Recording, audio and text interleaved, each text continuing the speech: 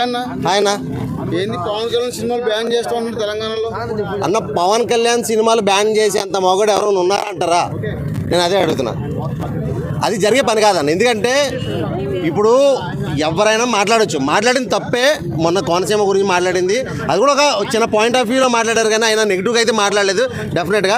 So అది దానికి తెలంగాణ వాళ్ళు మనోభావాలు దెబ్బతిన్నాయని కొంతమంది వీడియోలు చేశారు. సో దాని గురించి సినిమాలు ఆఫ్ చేసేసి అంత సినిమా అయితే ఖచ్చితంగా ఉండదు. ఎందుకంటే ఎంతోమంది ఎక్కడి నుంచో వచ్చిన వేరే రాష్ట్రాల వాళ్ళు కూడా మన తెలుగు ఇండస్ట్రీలో సినిమాలు చేస్తున్నారు. అలాంటిది మన తెలుగు ఇండస్ట్రీకి సంబంధించిన మనిషి అయి ఉండి మన తెలుగు ఇండస్ట్రీలోనే ఆయన సినిమాలు బ్యాన్ చేస్తాను అంటే అది అవుతుంది అని మీరు అనుకోవడం అది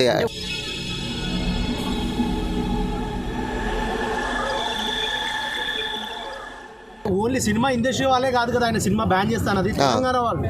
అవునన్నా, అది జరిగింది. ఎందుకంటే ఎవరు మనుషులు తలుచుకుంటే ఏదైనా జరుగుతుంది, ఒకటే అది కాదు కాదు కదా. ఇప్పుడు సినిమాలు బ్యాన్ చేసే అంత అయితే ఉండదు అన్న డెఫినెట్గా. ఎందుకంటే డెఫినెట్గా ఉండదు. ఎందుకంటే పవన్ కళ్యాణ్ ఫ్యాన్స్ ఎంతమంది ఉన్నారు. సో ఇక్కడ మీరు బ్యాన్ చేసినా ఇక్కడున్న ప్రజలందరూ కూడా వెళ్ళిపోయి ఖచ్చితంగా ఎక్కడ రిలీజ్ అయితే అక్కడ సినిమా చూడడానికి సిద్ధంగా ఉంటారు. కాబట్టి ఖచ్చితంగా ఊరుకోరు, ఫ్యాన్స్ అనేవాళ్ళు ఖచ్చితంగా ఊరుకోరు.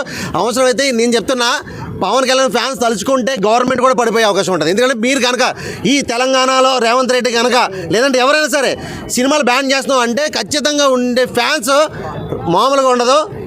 గవర్నమెంట్ అయినా పడిపోయి మరి వేరే గవర్నమెంట్ అన్న రావచ్చు, ఆ రేంజ్లో ఉంటుంది అన్న డెఫినెట్గా.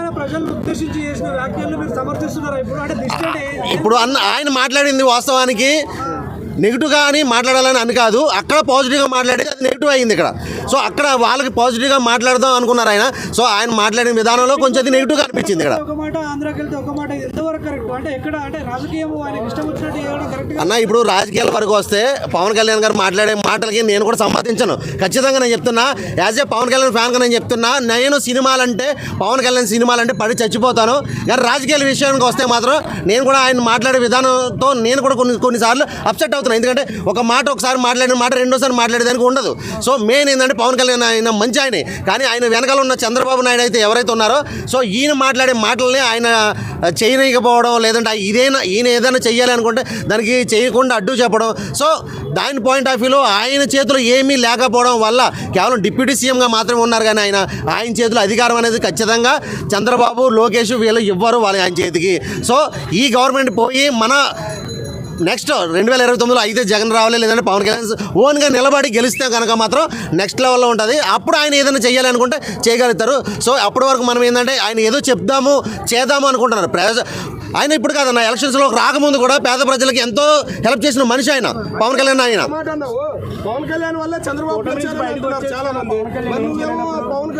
అన్న ఖచ్చితంగా చెప్తున్నా, పవన్ కళ్యాణ్ వల్లే చంద్రబాబు గెలిచారు. కానీ గెలిచిన తర్వాత పవన్ కళ్యాణ్ పక్కన పెడుతున్నాడు. ఖచ్చితంగా చెప్తున్నా, చంద్రబాబు పక్కన పెడుతున్నాడు అన్న. డిప్యూటీ సీఎం అనేది రాజ్యాంగంలో ఎక్కడా లేదు ఆ పదవి గురించి. ఆ రాజ్యాంగంలో లేని పదవి అది డిప్యూటీ సీఎం అనేది.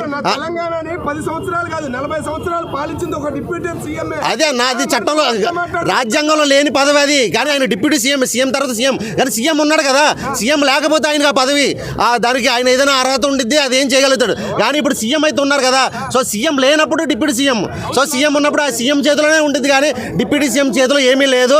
సో ఆయన ఏదైనా చేయాలనుకుంటున్నా కూడా చేయనివ్వట్లేదు. డెఫినెట్గా చెప్తున్నా. హైదరాబాద్ కోసం కోనసీమని ఒకప్పుడు చంద్రబాబు నాయుడు అలా తయారు చేశాడు. అవును, ఓకేనా? మరి ఎంత ధైర్యంగా మరి అక్కడికి వెళ్ళి కోనసీమని చూపించాడు. తెలంగాణ వల్ల కదా మరి. నేనేమంటానా అంటే అన్న, ఆయన తెలంగాణ గురించి తప్పుగా మాట్లాడాలని అయితే మాట్లాడలేదు.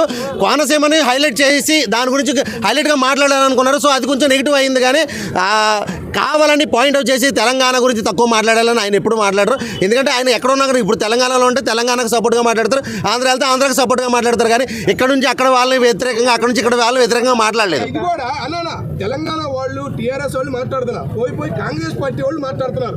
ఈ విమర్శలు చేయడం కూడా కాంగ్రెస్ పార్టీ వాళ్ళే. ఒకప్పుడు కాంగ్రెస్ పార్టీ అంటే మన పవన్ కళ్యాణ్ గారికి పడదు. ఆ ఉద్దేశంతో పవన్ కళ్యాణ్ గారి మీద చేస్తున్నారు వ్యాఖ్యలు. ఆ పదంగా నువ్వు ఎట్లా చెబుతావు చెప్పాలి.